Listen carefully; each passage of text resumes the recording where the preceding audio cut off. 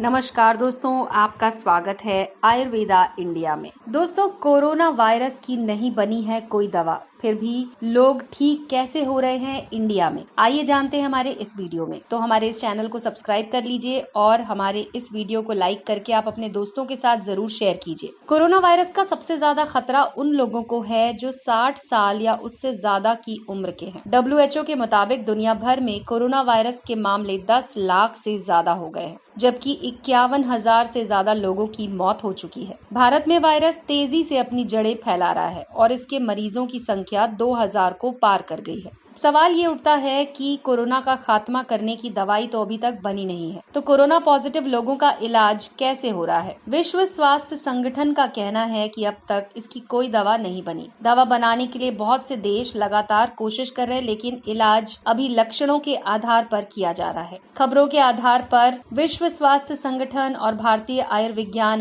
अनुसंधान परिषद ने जो भी गाइडलाइंस जारी की, उसके मुताबिक अलग अलग लक्षणों वाले लोगों का इलाज अलग अलग ट्रीटमेंट से किया जा रहा है और दवाओं की मात्रा को लेकर भी निर्देश सख्त है। साथ ही साथ उनका कहना है कि साधारण खांसी, जुकाम या हल्का बुखार का लक्षण होने पर मरीज को तुरंत अस्पताल में भर्ती करने की जरूरत नहीं हो सकती है। उन्हें दवाएं देकर इलाज जारी रखा जा सकता है, लेकिन जिन मरीजों को निमोनिया हो, सांस लेने में परेशानी हो, किडनी, दिल की बीमारी हो या फिर डायबिटीज हो, उनके लिए थोड़ा खतरा माना जा रहा है। उन्हें तुरंत ICU में भर्ती कराने का और इलाज का निर्देश है। दवाओं की मात्रा और कौन सी मरीज को कौन सी दवा दी जाएगी, इसके लिए भी सख्त निर्देश दिए गए हैं। डॉक्टर किसी भी मरीज को अपने मन मुताबिक दवाएं नहीं दे सकते। अस्पतालों में जो मरीज भर्ती हो रहे हैं, उन्हें लक्षणों के आधार पर दवा दी जा रही है और उनका इम्यून सिस्टम वायरस से लड़ने की कोशिश करता है। अस्पताल में भर्ती मरीजों को आइसोलेट करके रखा जाता है, यानी कि ताकि उनका वायरस जो है वो किसी और तक ना पहुंचे, इसलिए उन्हें अलग कमरों में रखा जाता है। बेहद गंभीर स्थिति वाले मरीजों को ऑक्सीजन मास्क लगाए जाते हैं। हालत बिगड़ने पर वेंटिलेटर पर रखा जाता है। एक अनुमान के मुताबिक 4 में से 1 मामला गंभीर होता है कि वेंटिलेटर की जरूरत पड़ती है। यूनिवर्सिटी ऑफ नॉटिंगम के वायरोलॉजिस्ट प्रोफेसर जोनाथन बॉल बताते हैं कि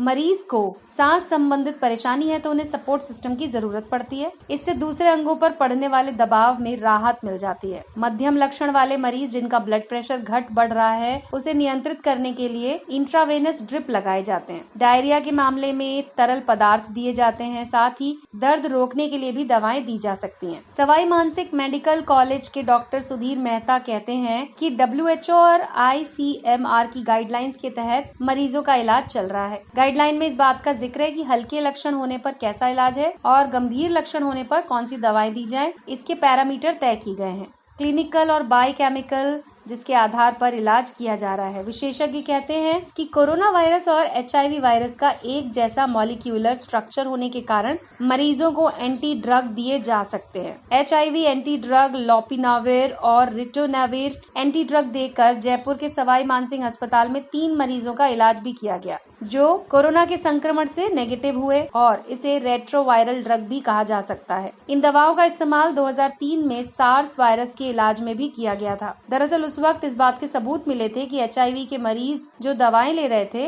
और सार्स से पीड़ित थे, उनका स्वास्थ्य जल्दी बेहतर हो रहा था। प्रोफेसर जोनाथन बॉल कहते हैं कि सार्स और कोरोना दोनों लगभग एक जैसे ही मॉलिक्यूलर स्ट्रक्चर के हैं, इसीलिए ये दवाएं असर कर सकती हैं। हालांकि वो ये मानते हैं कि इन दवाओं के इस्तेमाल के लिए भी एक सीमा होनी चाहिए और उन्हीं लोगों पर इसका इस्तेमाल किया जाए तो बेहतर है। दिल्ली सरकार की तरफ से कोरोना वायरस की समस्या से निपटने के लिए बनाई गई कार्य योजना समिति के अध्यक्ष कहते हैं कि 3-4 मरीजों के ठीक होने पर हम ये दावा नहीं कर सकते कि दवा सही है। अगर बड़ी संख्या में लोग इससे ठीक हों, तभी कहा जा सकता है कि ये कारगर दवा है। और आपको बता दें कि ICMR ने भी इसके लिए बाकायदा गाइडलाइन जारी करने को कहा है कि किन मरीजों पर ये ड्रग इस्तेमाल किया जा सकता है। कोरोना वायरस के इलाज को लेकर वैक्सीन कब तक आएगी, इसकी तो कोई सीमा नहीं है। कई देश कोरोना वायरस से निपटने के लिए दवा बनाने की कोशिश में जुटे हैं, लेकिन अभी तक कामयाबी नहीं मिली है। ये वायरस तेजी से अपना आकार बदल रहा है, ऐसे में इसका इलाज और इसके लिए दवा बनाना आसान नहीं है।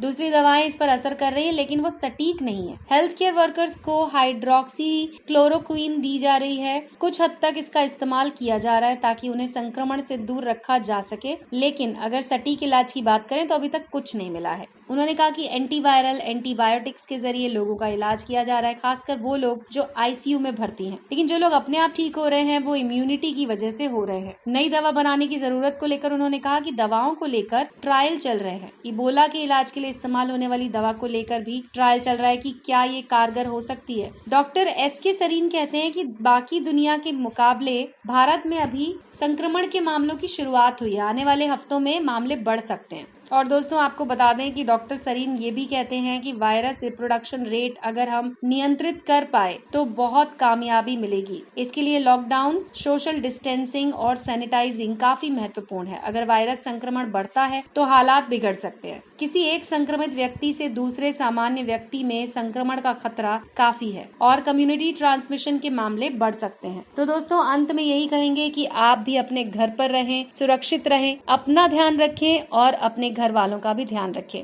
जी हाँ दोस्तों, जुड़े रहिए आयुर्वेदा इंडिया के साथ। स्वस्थ रहें, मस्त रहें।